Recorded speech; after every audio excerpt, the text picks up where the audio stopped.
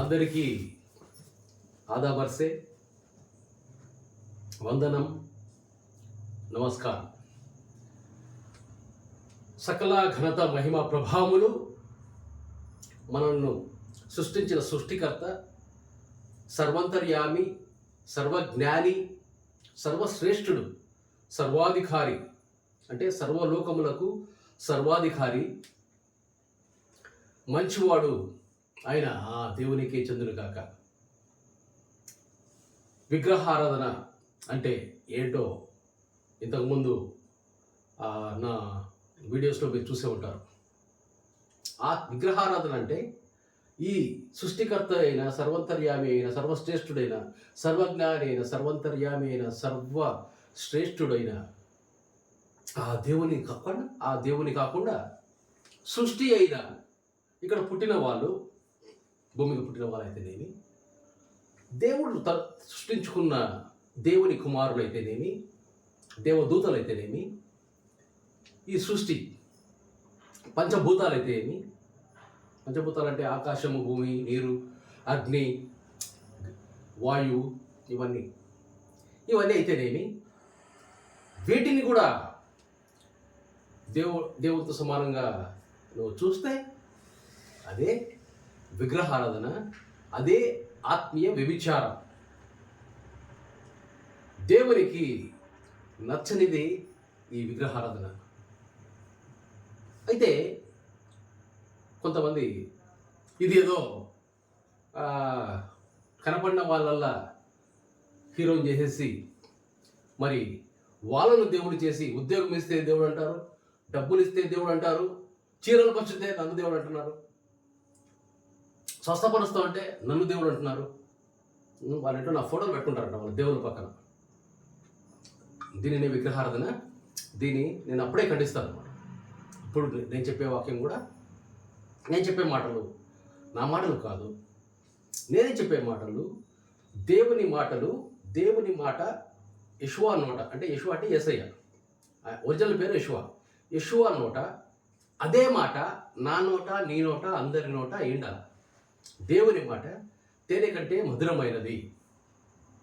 తేనె అంటే అది already digested food, ready to give you the power, ready to give you అంటే మీకు కావలసిన శక్తి, మీకు కావాల్సిన యుక్తి, మీకు కావాల్సిన నడిపింపు ఇచ్చేదే ఆ దేవుని మాట. దేవుని మాట. దేవుని కుడిపార్శ్వమున కూర్చున్న మిఖాయేలు రక్షణ శాఖ అధిపతి. ఆ రోజు అతనే యెషువాగా వచ్చి ఇక్కడికి రక్షకుడుగా, అక్కడ రక్షకుడే, ఇక్కడ రక్షకుడే. అక్కడ రక్షణ శాఖ అధిపతికి ఆధిపత్యం ఇచ్చాడు దేవుడు, మొదటి కుమారుడు. ఇక్కడ రక్షకుడుగా వచ్చాడు. ఆ రక్షకుడే హిబ్రూ భాషలో యెషువా, అలాగే అరబిక్ భాషలో కూడా యెషువా. అయితే తర్జుమాల రూపాల వల్ల షా అనే శబ్దం గ్రీకులో లేనందువలన ఈసోస్గా మార్చారు, యెషువాని ఈసోస్గా మార్చారు. ఆ గ్రీకు భాష నుంచి మన తెలుగు తర్జుమాలు వచ్చినందువలన దాంట్లో ఇప్పుడు మనము యేసు అని పలుకుతున్నాం. నిజానికి యేసు అనే పదమే లేదు. అందుకే చాలామంది పొరపాటున ఒక పేరును మీరు ఆరాధించినా కానీ, ఆ పేరును ఆరాధించినా కానీ అది విగ్రహారాధన. ఎందుకంటే మోషేకి దేవుడు కనపడి చెప్పి దేవుడిని పేరు అడుగుతున్నారు అన్నమాట. మోషే, మీ పేరు చెప్పండి అంటే నేనే అన్న మాట. ఐ యామ్ అంటే నేనే. అంటే ఇప్పుడు నాకు పేరు లేదనుకోండి, ఎవరు బాబు నువ్వు, ఎవరయ్యా నువ్వు అన్నప్పుడు ఏమంటాం?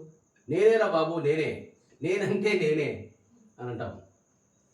అదే యాహ్వే, YHWH, టెలిగ్రామేషన్ అనమాట. దాన్ని YHWH, దాన్ని యాహ్వే, దాన్ని యెహోవాగా తెలుగులో అంటాం.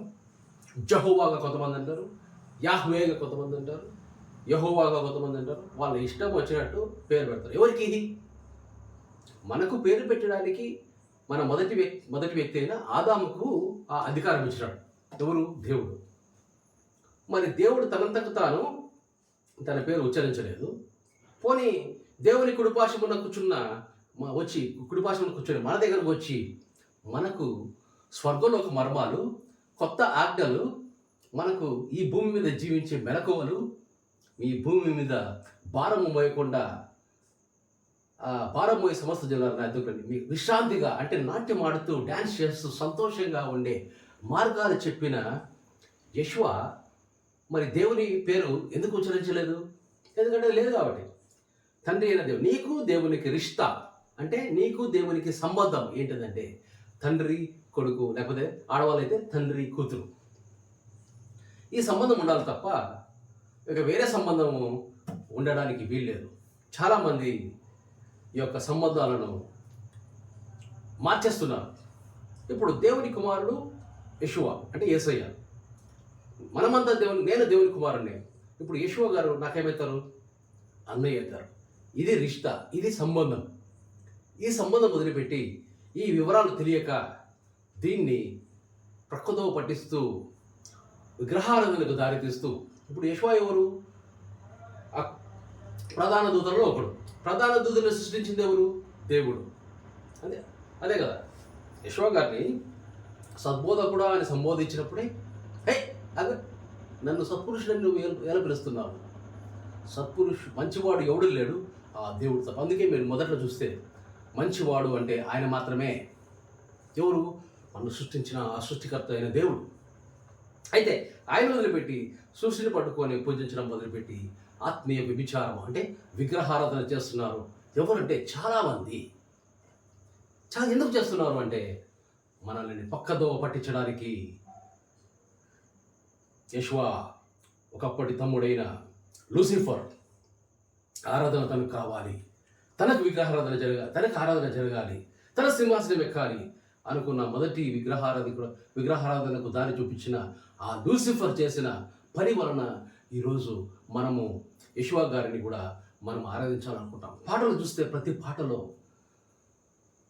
కొన్ని పాటలు జుంటితేన ధారల కన్నా యేసుని మాటే మధురం అని మార్చి రాస్తున్నారు. కీర్తనలు ఏముంటుందంటే జుంటి తేనె ధారల కన్నా దేవుని మాట మధురం, తేనె కంటే దేవుని మాట మధురం అని ఉంటుంది. దాన్ని తీసుకొని వచ్చి ఇక్కడ లేని పేరు, యేసు అని లేని పేరుని, యెషూవ అయితే ఆ పేరుని మార్చేసి వీళ్ళు తర్జుమాల లోపల. ఇప్పుడు భాష మారితే పేరు మారదు. ఇప్పుడు నా పేరు పద్మాకర్. నేనేదో మీకు చెప్పాలని చెప్పట్లే. ఈ పద్మాకర్ అనేది ఇంగ్లీష్లో కూడా పద్మాకరే, హీబ్రూలో పద్మాకరే. కాకపోతే దాంట్లో ఈ తమిళ్లో అయితే వేరేలాగా ఉంటుంది. ఎందుకంటే తమిళ్లో పాకు బాకు ఒకే అక్షరం, మాకు మా కాదు, కచ్చట తప్పులకు ఒకే అక్షరం ఉంటుంది. సో కచ్చట తప్పాలు అంటే అక్కడ పా వచ్చింది కాబట్టి పద్మాకర్ అనేదాన్ని పద్మాకర్ కూడా అని పిలుస్తారు వాళ్ళు, భాషా లోపాలు. కాబట్టి అక్కడ పొలుగులో పద్మాకర్ రావచ్చు కొంతమంది తప్పుగా పిలిస్తే, కానీ నా పేరు కేవలం పద్మాకర్. ఇలా భాష మారితే పేరు మారదు.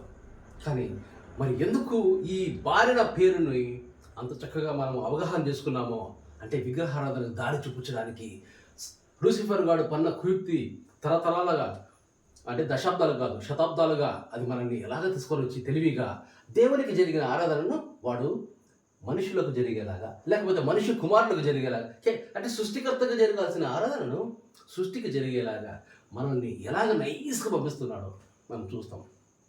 ఈరోజు నా దగ్గర ఒక కరపత్రం ఉంది. మా సహోదరులారు, మా రమాదేవి, పగడాల రమాదేవి గారు, రిబకా అని తను క్రైస్తవులుగా పేరు మార్చుకున్నప్పుడు బెయేర్షెబా ప్రార్థనా మందిరం కడప, ఇది హెబ్రోను సంఘం.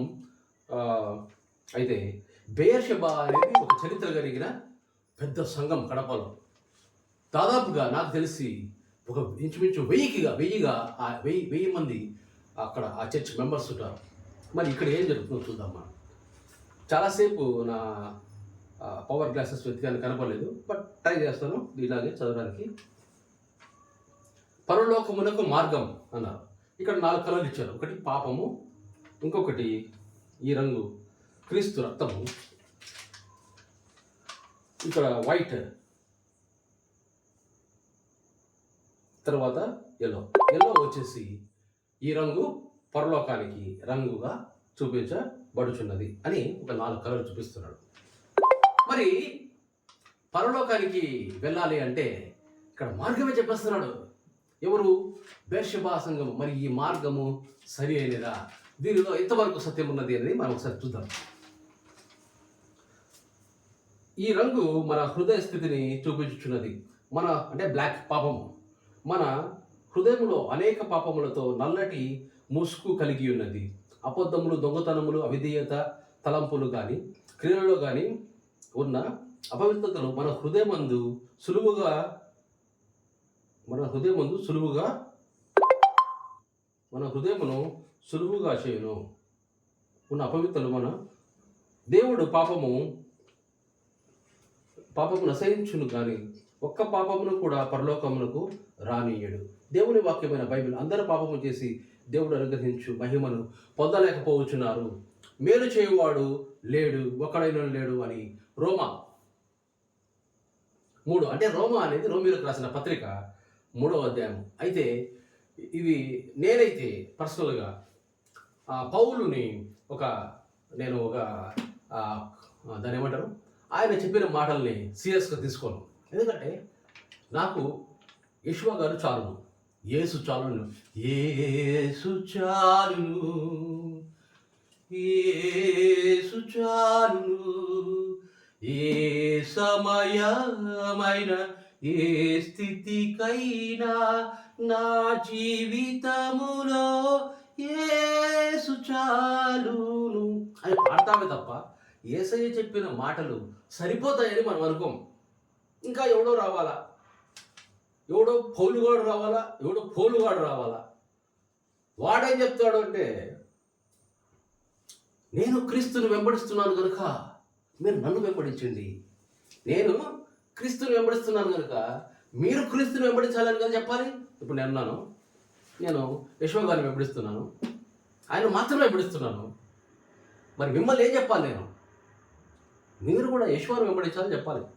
లేదు నన్ను వెంబడించమని చెప్తే నాలాగా ఈ జుట్టు పెంచుకొని నాలాగా ఉండడానికి మీరు ప్రయత్నం చేస్తారు. నాలో ఉన్నది యెషువాలో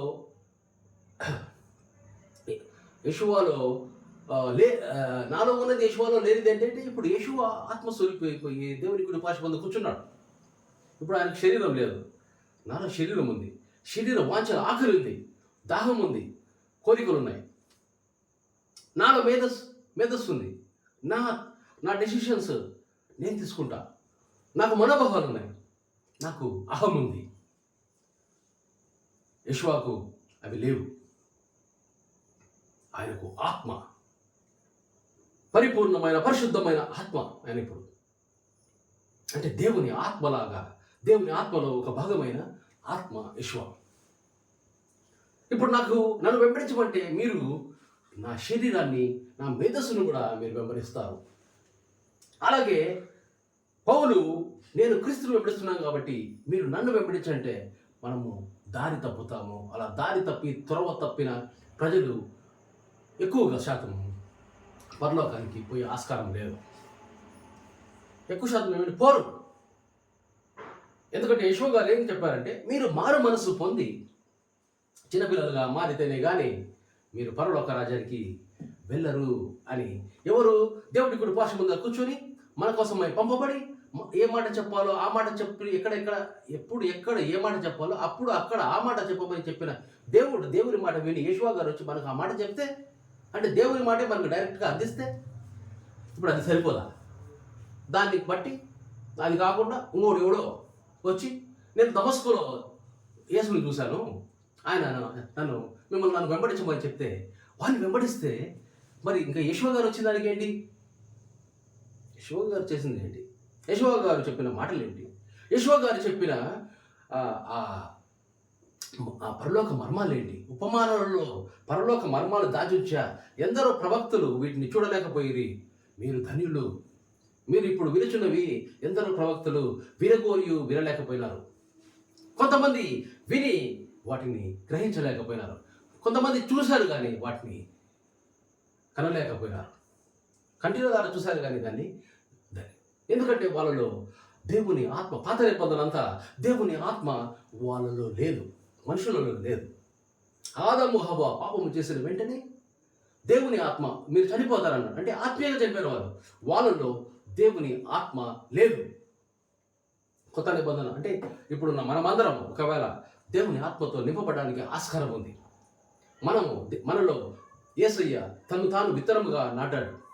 మీరు 30 60 100 విత్తనమును పోలి ఫలించాలా. విత్తనం అంటే దేవుని కుమారుడు అనే విత్తనం అలా పడింది. నేను ఎప్పుడు మొలకెత్తంటే నువ్వు చిన్నపిల్లలుగా మారాలి, నీ అహం 0 కావాలా, నీ మేధస్సు 0 కావాలా, నాకేం తెలియదు నాన్న అని నువ్వు అనగలిగితే అప్పుడు అది మొలకెత్తుంది. అది మొలకెత్తి పెద్ద చెట్టు అయినప్పుడు ఆకాశ పక్షులు వచ్చి దాని కింద నివాసం చేస్తారని ఆవగించే ఉపమానంలో అవి పరలోక దేవదూతలే వచ్చి నీకు పరిచయం చేస్తారు. ఇవి కాదు కావాల్సింది. అయితే ఈరోజు దీంట్లో ఉన్న ఇది నిజమా కాదా అని చెప్తే ఇక్కడ కొన్ని పాపాల గురించి చెప్తున్నాను. ఏం పాపాలు? అబద్ధములు, మేధస్సు పాపం, దొంగతనం అనేది కూడా ఒక ఆర్ట్, మేధస్సు పాపము, అవిధేయత, మేధస్సు పాపము, తలంపులతో కానీ క్రియలతో కానీ అపవిత్రతలు మన హృదయమును సులువుగా చేయడం. ఈ అపవిత్రాలు మనను సులువుగా చేస్తున్నాయి అంటున్నాడు. అంటే బాడీ సెన్స్ కూడా అయ్యుండొచ్చు. క్రియలతో కానీ శరీరం ఆలోచనలతో కానీ క్రియలతో కానీ మోహించుట, కామించుట, ఇవన్నీ ఇవి బాడీ సెన్స్. ఇక్కడ వీళ్ళు గమనిస్తే వీళ్ళు కేవలము mind sense and body sense మాత్రమే చెప్పగలరు. ఎందుకంటే వీళ్ళకు ఆత్మ లేదు, ఆత్మ అవగాహన లేదు. వీళ్ళకి ఆత్మ అవగాహన లేనప్పుడు వాళ్ళ ఆత్మ పాపాల గురించి ఏమి చెప్తారు? ఆత్మ పాపాలు ఇప్పుడు చనిపోతాను, అందరు చనిపోతారు. చనిపోయిన తర్వాత మన శరీరం ఎక్కడికి పోతుంది? భూమిలోకి పోతుంది. మన మైండ్, మేధస్సు, మన డెసిషన్ మేకింగ్ అంటే మనం నిర్ణయం తీసుకునే స్వభావము, తర్వాత మన మనోభావాలు అవన్నీ ఎక్కడికి పోతాయి? గాలి కలిసిపోతాయి. దేవుని దగ్గరికి వెళ్ళేది ఒక కంటైనర్ లాంటి మన ఆత్మ మాత్రమే. మన ఆత్మలో దేవుని ఆత్మ నింపబడి ఉంటే మనం దేవుని కుమారులు అవుతాం, మనం దేవుని దగ్గరికి వెళ్తాం, దేవుని కుటుంబం అవుతాం. దేవుని కుమారుడు అంటే దేవుని కుటుంబం. యెషువా గారి తమ్ముడు, మనం దేవుని దగ్గరికి వెళ్తాం. కుటుంబం అయితేనే కదా. ఇప్పుడు మా ఇంట్లో ఉండేవాళ్ళు మా కుటుంబకులు కావాలా, మా పనుల్లో ఉంటారు. అంతేగాని వేరే వాళ్ళు అయితే ఉండరు కదా మన కుటుంబంలో. అలాగే దేవుని కుటుంబమా నువ్వు, లేక నువ్వు మార్గము తప్పినావా? ఇలాంటి పరలోకములకు మార్గం అనే పెద్ద బేర్షెబా లాంటి సంఘాలే మనకి చెప్తే మనము మార్గాన్ని మన త్రోవ తప్పిస్తే, యెషువా గారు ఏమన్నారు? ఆయన నేనే మార్గం అని ఆయన చెప్పినారు. నేనే మార్గము, నేనే సత్యము, నేనే జీవము. మరి యెషువా గారి మాట చెప్పలేదే. వీళ్ళు చెప్పినట్టుగా ఏం చెప్పారు వీళ్ళు? ఈ రంగు క్రీస్తు రక్తములకు ఓకే ఎరుపు రంగు వేశారు. యేసుక్రీస్తు దేవుడై ఉండి నరుడుగా పాపముతోనూ యేసుక్రీస్తు దేవుడని ఆయన చెప్పాడా? ఎక్కడే కానీ మత్తయి, మార్కు, లూకా సువార్తలో నేను దేవుణ్ణి అని మీకు చెప్పినాడా? ఇదొక పచ్చి అబద్ధపు వాక్యం. దీన్ని నమ్మి చాలామంది అక్కడికి వెళ్తే మనం ఏమవుతాం? ఇప్పుడు దీంట్లో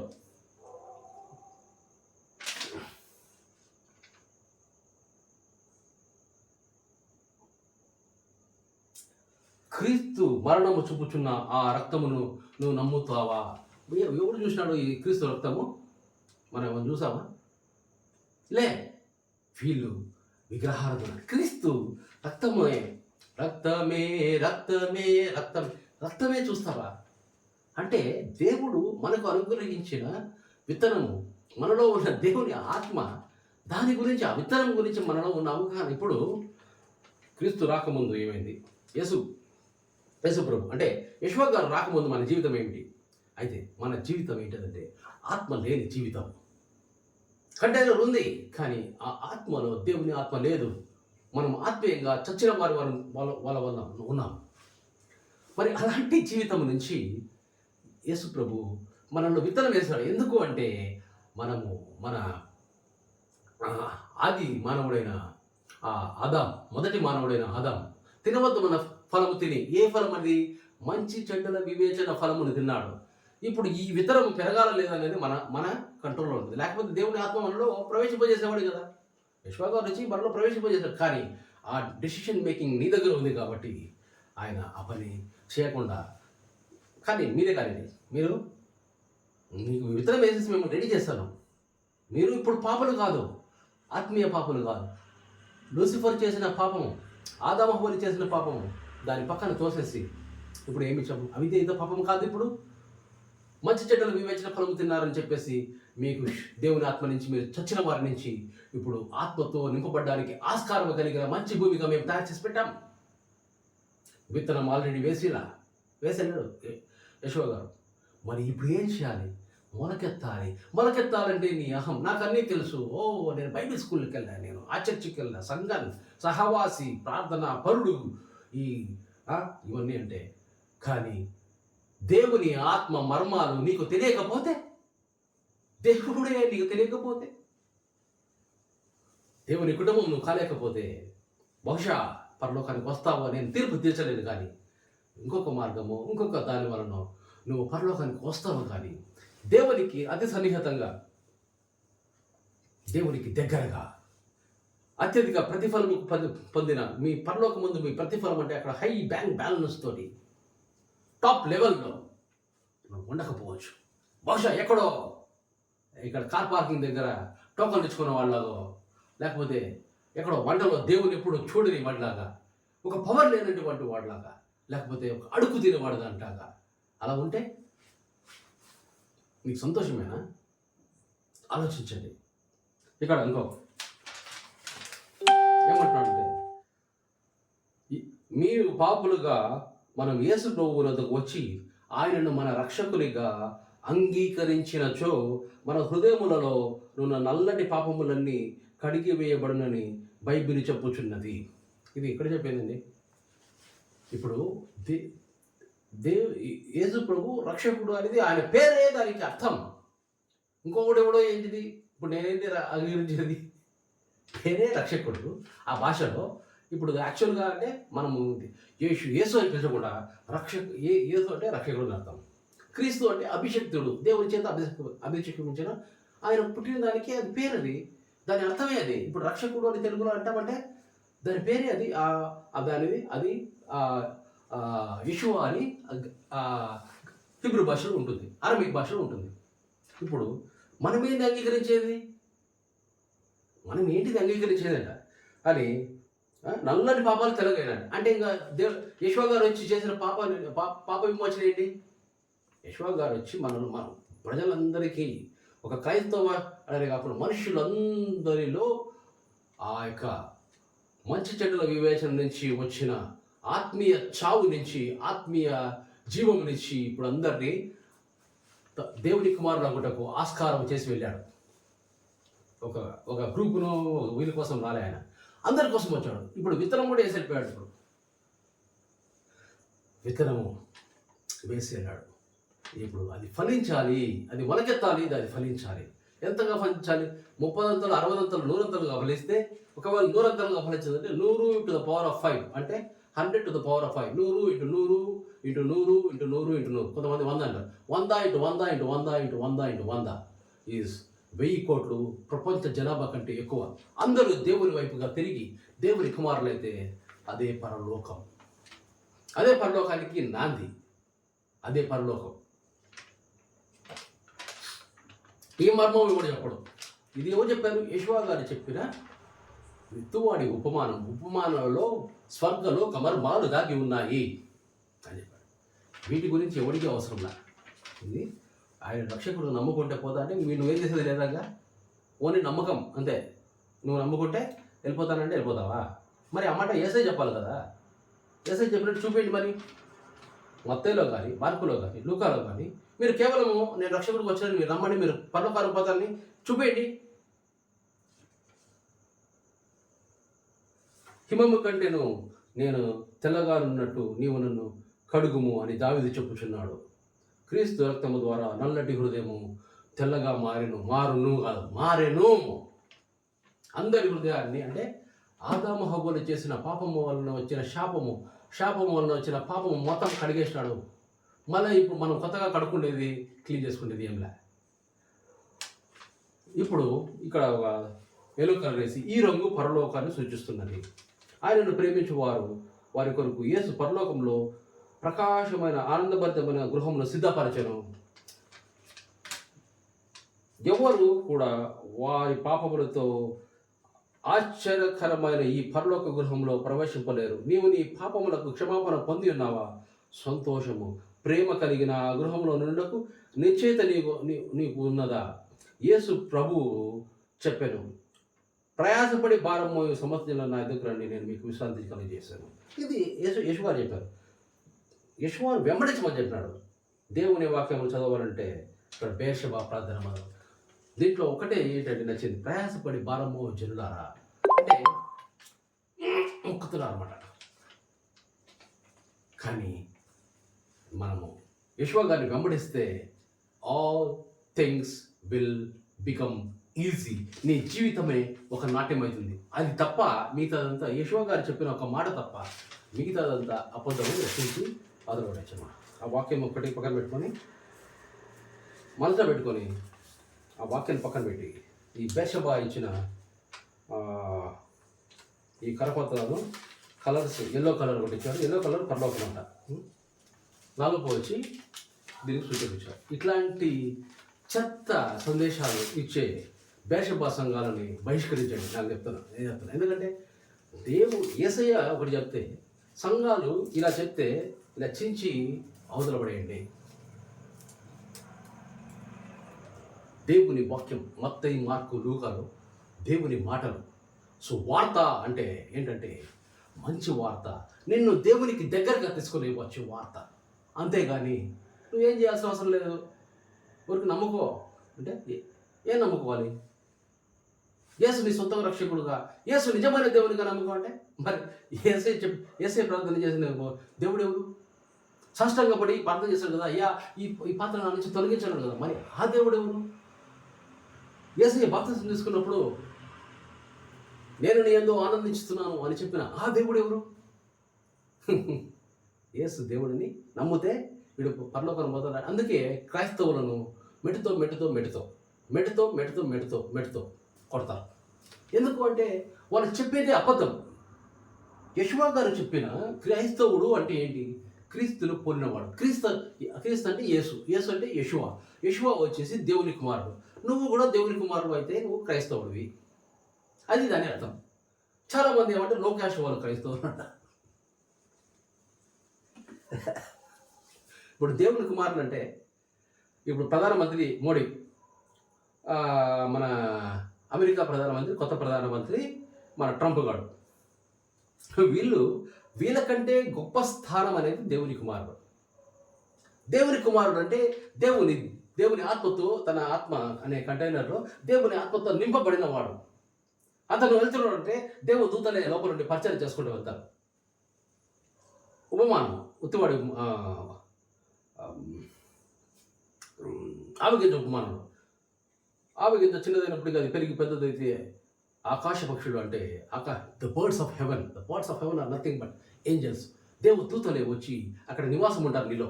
నువ్వు ఎక్కడికి వెళ్ళినా కానీ స్వస్థత, నువ్వు ఎక్కడికి వెళ్ళినా కానీ ఆశీర్వాదం, నువ్వు ఎక్కడికి వెళ్ళినా కానీ అభివృద్ధి, నువ్వు ఎక్కడికి వెళ్ళినా కానీ చిరునవ్వు, నువ్వు ఎక్కడికి వెళ్ళినా కానీ డ్యాన్స్. ఇదేదో స్థాయి పెరుగుతుంది, నువ్వు ఇలా అని నేను చెప్పట్లా. That is automatic. సో అబద్ధాలని, విగ్రహారాధనని చాలామంది యేసయ్యను ఆరాధించమంటున్నారు. పాటలు చూస్తే ఎంత మంచి దేవుడవయ్యా అని అట్లా కదా పడాల్సింది. అట్లా పాడు. రాసినోడికి బుర్ర లేదు, పాడేవనుకున్న బుర్ర ఉండాలి కదా. ఎంత మంచి దేవుడు యేసయ్యా అని పెట్టుకుంటాడు. ఇంకొకడు ఎంత మంచి దేవుడు రామయ్యా, ఎంత మంచి దేవుడు శివయ్యా, ఎంత మంచి దేవుడు, వాడికి నచ్చిన పేరు పెట్టుకుంటాడు. విగ్రహారాధన దేవునికి నచ్చనిది. విగ్రహారాధన మీకు మర్చుకోకు. ఏం చెప్తున్నాడు? మత్తయి సువార్త 4వ అధ్యాయము 4వ వచనం. అక్కడ శోధకుడు వచ్చి శోధించినప్పుడు నువ్వు అంటే మనుషుడు రొట్టె వలన కాదు కానీ దేవుని నోటి వలన వచ్చు ప్రతి మాట వలన జీవించును. దేవుని నోట నుండి వచ్చిన మాట, దేవుని నోట నుండి వచ్చిన మాట ఎవరు విన్నారు? యెషూవ విన్నారు. నేను విన్నదే నేను మీకు చెప్తున్నాను అన్నాడు అక్కడ యెషూవ గారు. మళ్ళా 4:7 ప్రభువైన నీ దేవుని నీవు శోధింపవలదు, డూ నాట్ టెస్ట్ అని ఆయన చెప్తున్నాడు. అయితే లాస్ట్లో 4:10 ఏమంటున్నాడంటే, ప్రభువైన దేవునికి మ్రొక్కి అంటే మాత్రమే ఆరాధించి అని అక్కడ అర్థం. ఆయనను మాత్రమే సేవించవలను. ఇది ద్వితీయోపదేశ కాండము 6:16 కూడా మనము చూడగలుగుతాము.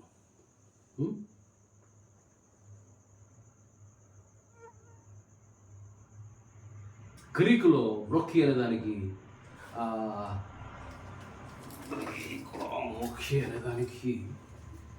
రాసుకున్నాను, ప్రోస్క్యూరోసిస్ అనేది ఉంటుంది.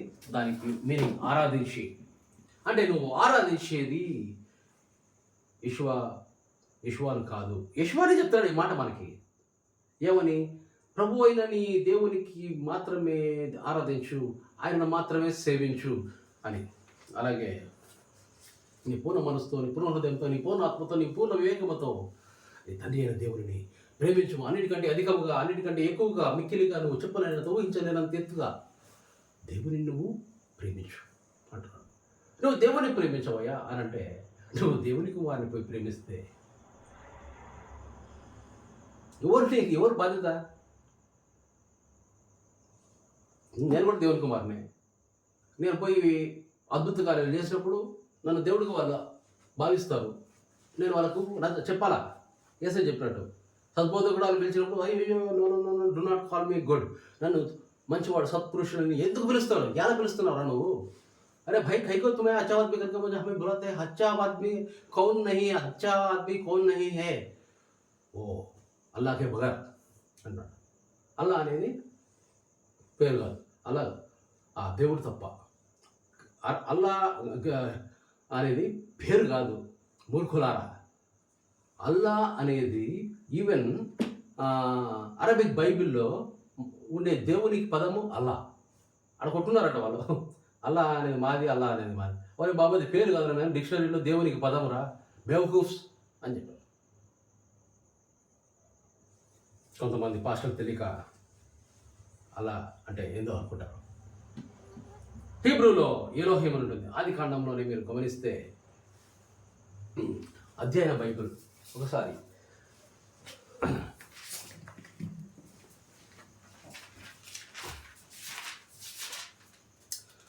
ఆది కాండము మొట్టమొదటి వచనములోనే ఆదియందు దేవుడు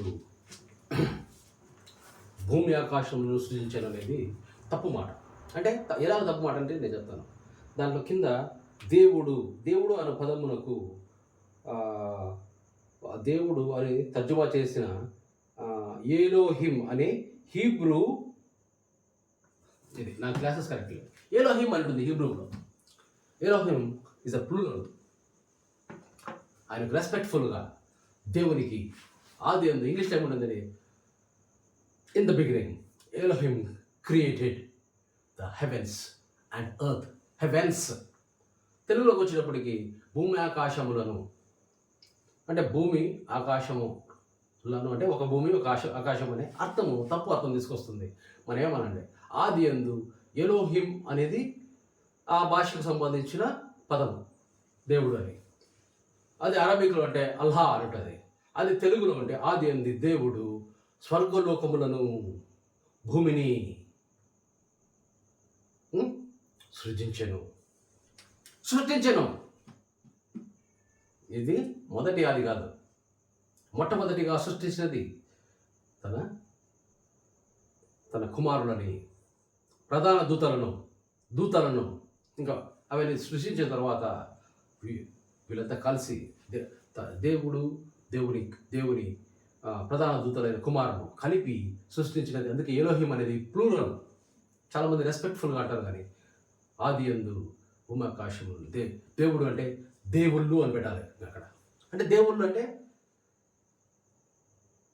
దేవుడు అనే పదమే దేవుడు, దేవుని దూతలు, వీళ్ళంతా చుక్కలు అనమాట. ఈ యొక్క దేవుడు అంటేనే ఏంటిది? దేవుడు. యోహాను 4:24లో యోహాను సువార్త మొత్తము దాన్ని నేను ధృవీకరించలేను, కానీ దాంట్లో దేవుడు ఆత్మ కనుక. అంటే దేవుడు అంటే ఆత్మ. దేవుడు అంటే 2వ వచనంలో కానీ 3వ వచనం కానీ మనం ఆదికాండంలో గమనించినట్టయితే అగాధ జలముల చీకటి అగాధ జలముల కమ్మియుండెను. చీకటి అగాధ అంటే లోపల బబిస్ కమ్మియుండెను. దేవుని ఆత్మ జలముల పైన అల్లాడుచుండెను. ఈ జలములు అంటే ఏమైనా కావచ్చు, ఈ యొక్క కంప్లీట్ విశ్వమైన ఉండొచ్చు, గ్యాలక్సీ అయినా ఉండొచ్చు. అక్కడ దేవుని ఆత్మ అలా అల్లాడుచుంది. అంటే ఇంకా దేవుని ఇన్ఫైనైట్ స్పిరిట్ అంటే అనంతమైన ఆత్మనే దేవుడు. దాంట్లో చిన్న డాట్స్ ఈ దేవుని కుమారులు, దేవుని దూతలు. నువ్వు నేను కూడా ఒక డాట్ అవ్వాలి. ఇంతమంది డాట్స్ మనం ఇక్కడ పంపబడ్డాము ఫర్ వన్ కాజ్. ఇప్పుడు తల్లిదండ్రులు సంభవం చేస్తూ పుట్టామని మనం అనుకుంటాం. దేవుడు అక్కడ ఆత్మని మనకి ఇక్కడ పంపిస్తున్నాడు. పంపించి కమాన్ గో అని మన గర్భంలోనే బయటకు వచ్చినప్పుడు వీడు వేరే మనిషి కదా అని వీడికి వేరే స్వభావం వస్తుంది. ఇచ్చిన టాస్క్ ఏంటంటే తప్పిపోయిన కుమారులను మనిషిని పట్టే జాలనుగా పో అని పంపించాడు. ఎప్పుడు యేసుక్రీస్తు తర్వాత వీడు వచ్చి ఏం చేయాలి? ఆత్మీయంగా ఈ పని చేయాలి. ఈ పని చేయకుండా ఏ పని చేసినా కానీ జంతువు పని, సంపాదన, ఇల్లు కట్టుకోవడాలు, సంరక్షణ, మన అహం పెంచుకోవడము, సోషల్ సర్కిల్ పెంచుకోవడము, లైక్ సంపాదించుకోవడము, సబ్స్క్రైబర్ సంపాదించుకోవడము, డబ్బు సంపాదించుకోవడము, మేధ సంపాదించుకోవడము, కొన్ని మోసం చేయడము, దొంగతనం చేయడము, ఇవన్నీ చేస్తే నువ్వు మనిషిగా పుట్టి జంతువులాగే అన్ని పనులు చేసుకుంటా చనిపోతే ఇంకా మనిషిగా పుట్టిన దానికి నీకు సార్థకత ఏముంది? What is the purpose of your life? నువ్వు మనుషులు పట్టిన జాలరుగా అంటే తప్పిపోయిన కుమార్తెలను పట్టుకో, తోమిన పుడకల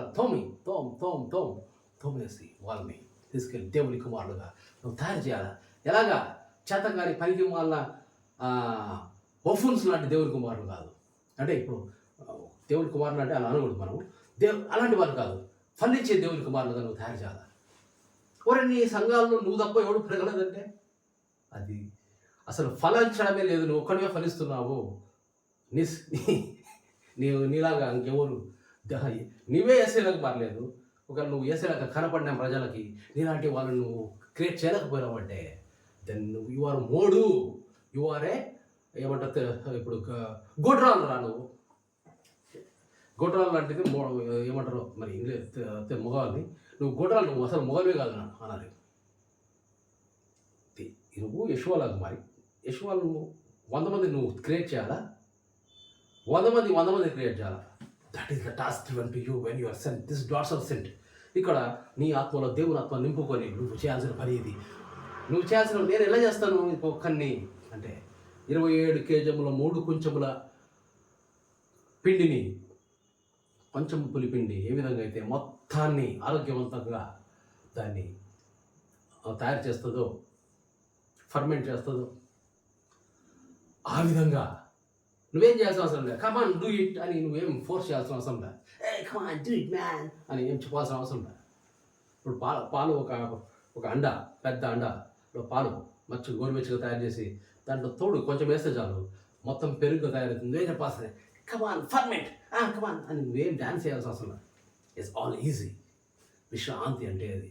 your life is going to be the most, అందుకే అంట ద మోస్ట్ హ్యాపీయెస్ట్ పర్సన్ ఎవడు అంటే 10 మంది తీసుకుంటే ఆ 10 మందిలో నేను ఉంటాన్ని బల్ల గుద్ది ధృవీకరిస్తా.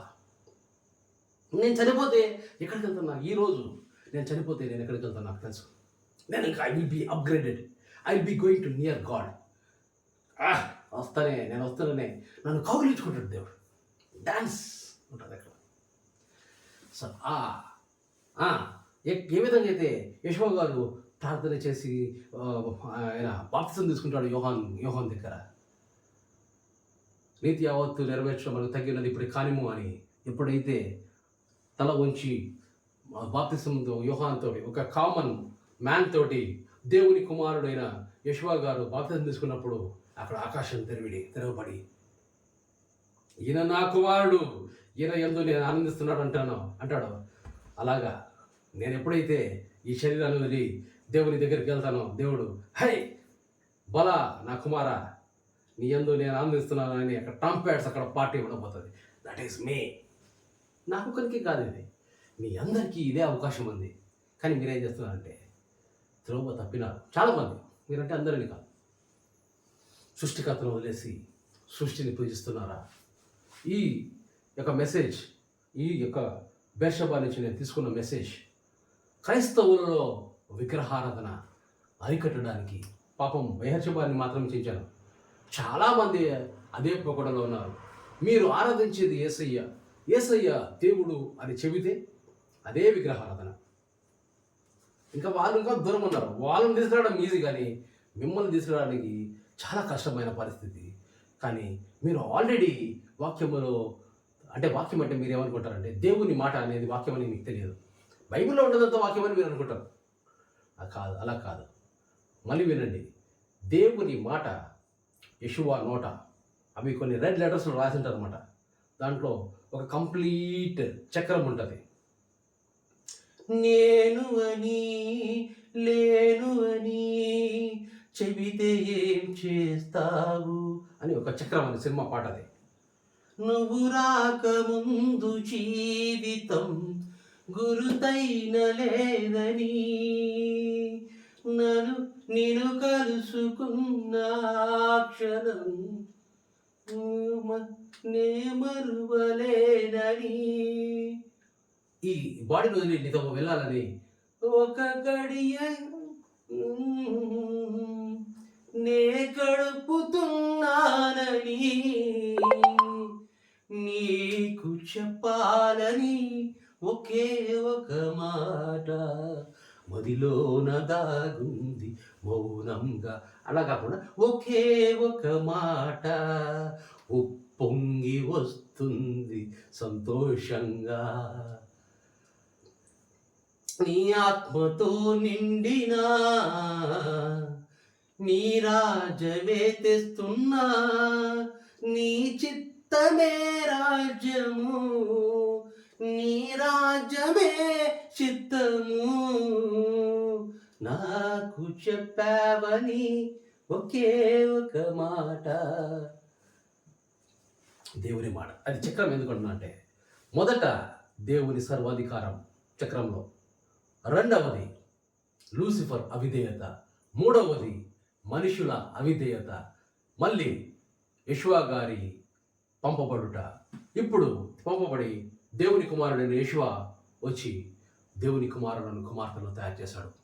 ఇప్పుడు మల్టిప్లికేషన్ జరగడం ఆగిపోయింది. ఇక్కడ లూసిఫర్ వీళ్ళు మభ్యపెట్టి వేరే ఇదే మార్గం, ఇటపోండి సొట్టపోండి, ఇటపోండి ఎట్లా పోండి అని చెప్పేసి మనను ధనం వైపుకి నడిపిస్తూ, కుటుంబం వైపు నడిపిస్తూ, ఇంకోలాగా నడిపిస్తూ, పనికి పెట్టేసి డబ్బులకు చూపించి అబ్రాడ్ అంటూ, ఆపన్ అంటూ, పైసా అంట, పైసాలో పెట్టేసి పైసాలో పరమాత్మను చూపించి పరమాత్మనే మనం దూరం చేస్తున్నాడు. My God. అయితే మనం ఏం చేయాలి? మెలకువ కలిగి యెషువా చెప్పిన మాటలు మనం చదివి మళ్ళీ అర్థం చేసుకొని, ఒకవేళ ఏ అసలు మీకు చదవడం రాకుండా కదా అవసరం లే, సత్త సరిపోయిన యెషువా అంటారు, నేను వెళ్తున్నానని మీరు బాధపడద్దండి. నేను వెళ్ళి దేవుణ్ణి అడిగి మీకు ఇంకొక అదనకథను పంపిస్తున్నాను. అతను సత్యస్వరూపి అయిన దేవుని ఆత్మ, ఆ సత్యస్వరూపి అయిన దేవుని ఆత్మ మీతో ఉంటాడు, మీలో ఉంటాడు, మీకు సర్వము నేర్పిస్తాడు. నీకేం లేదు, దేవా నాకేం తెలియదు, నాకు దేవుడా నాకు చెప్పు, నేను వచ్చిన పని ఏంటో నాకు చెప్పు అని అడిగినప్పుడు, అది నిజంగా అడిగినప్పుడు ఆయన నీకు చెప్తాడు. నీ ఆత్మీయ కళ్ళు తెరవబడతాయి. నీ ఆత్మీయ కళ్ళు తెరవబడకపోతే, ఈరోజు నేను చెప్తున్నాను, నీ ఆత్మీయ కళ్ళు తెరవబడను కాక ఎఫర్తా. నీ ఆత్మీయ చెవులు తెరవడకపోతే, నీ ఆత్మీయ చెవులు తెరవడం కాక ఎఫర్తా. ఎఫర్తా అనేది అరబిక్ భాషలో తెరవబడను కాక అని. ఇప్పుడు మళ్ళీ మీరు మత్తయి మార్కు లూకా సువార్త చదవండి. ఎక్కడే కానీ దేవుని పేరును యెషువా గారు ఉచ్చరించలేదు. ఎందుకంటే దేవుని పేరు ఆయన చెప్పలేదు కనుక. ఎవరు? యెషువా గారు కాదు. దేవునికి పేరు ఉందో లేదో మనకు తెలియదు, బయలుపరచబడలేదు కనుక. మోషేకి చెప్పినది నేనేరా అని చెప్పినాడు, ఐయామ్ అన్నాడు. అది పేరు అనుకొని ఆయన మోసపోయాడు. అంటే ధర్మశాస్త్రాన్ని కొట్టివేశాడు యెషువా గారు. నువ్వు పాత నిబంధనతో నీకు పని లేదు, పాత బట్టకు కొత్త మాసిక వేయద్దు, చిరిగిపోద్ది. పాత నిబంధన పక్కన పెట్టు. పౌలు పత్రికలు దిబ్బలో వేయి. యోహాను లిటరేచర్, యోహాను సువార్త, యోహాను పత్రికలు, ప్రకటన తీసి మడత పెట్టి అవతల డస్ట్బిన్లో వేయి. దేవుని మాట, యెషోవా నోట, అవి చాలా బైబిల్స్లో రెడ్ లెటర్స్గా ఉంటాయి. లేకపోతే నువ్వు చేసుకో, రెడ్గా చేసుకో, లేకపోతే అండర్లైన్ చేసుకో. దాంట్లో ఏముంటాయి తెలుసా? ఆజ్ఞలు, మెలకువలు, తర్వాత స్వర్గ లోక మర్మాలు. స్వర్గలోకానికి వెళ్ళాలంటే ఒక పాంప్లెట్లో వాడు చెప్పినట్టుగా బేర్షబా చర్చ్ వాడు కూడా రాష్ట్రుడు చెప్పినట్టుగా అవి పాంప్లెట్స్ పెట్టుకొని వాళ్ళు ఊళ్ళంతా తిరిగి హంగమా చేస్తారు. అక్కడే అబద్ధం ఉంది. ఆ అబద్ధంలో మరి వాళ్ళు అందుకే గుడ్డోడు దాడి చూపిస్తే మొత్తం అందరూ పోయి గోతులు పడతారు. ఆయన కనీసము నేను చెప్పేది నమ్మొద్దండి, నేను చెప్పేది అసలు నమ్మొద్దండి. మీరు మత్తయి, మార్కు, లూకా సువార్తలు చదవండి. ఒక చోట కాదు, చాలా మాటలు 3 చోట్ల కూడా మీకు 3 దాంట్లో కూడా కనపడతాయి. ఒకవేళ అలా మీరు చదవలేకపోతే మళ్ళీ మీకు నేను ఎక్కడెక్కడ ఉన్నాయి, ఏది ఉన్నాయని మళ్ళీ నేను విశదీకరిస్తాను. ఇది నన్ను గొప్ప చేసుకోవడానికి కాదు. మీరు ఒకవేళ నేను చెప్పినది అబ్బా పద్మాకర్ ఏం చెప్పినాడు అహో అనుకోవద్దండి. మత్తయి 10:20లో మాట్లాడుతున్నది నేను కాదు, నాలోన దేవుని ఆత్మ. లూకా 12:12 మాట్లాడుతున్నది మీరు కాదు, మీలో ఉన్న పరిశుద్ధాత్మ దేవుడు వేరు కాదు. రెండో ఒకటే, don't divide God into pieces, don't break him into pieces. ఐక్యతలో ఎక్కడ 2-3 కలిసి ఉంటే అక్కడ దేవుని ఆత్మ ఉంటుంది. అరే ఏసై ఉంటుందండి, ఏసై ఈజ్ నథింగ్ బట్ దేవుని ఆత్మ. నువ్వు ఒకటిగా ఉండి దేవుని ఆత్మతో పరిపూర్ణంగా నింపబడి ఉంటే నీవు ఒక్కడివే సైతాను తల మీద పెట్టి తొక్కిపడేయవచ్చు. లేదా మిడిమిడిగా నువ్వు ఆత్మలో ఉంటే 2-3 ఏకమై ఉండండి. అప్పుడు దేవుని కుమారుడు నీతో ఉంటాడు. అప్పుడు కూడా మీరు దేవుని ఒకప్పటి దేవుని కుమారుడైన లూసిఫర్ వాని సైన్యాన్నంతా నువ్వు తల మీద తొక్కిపడేయచ్చు.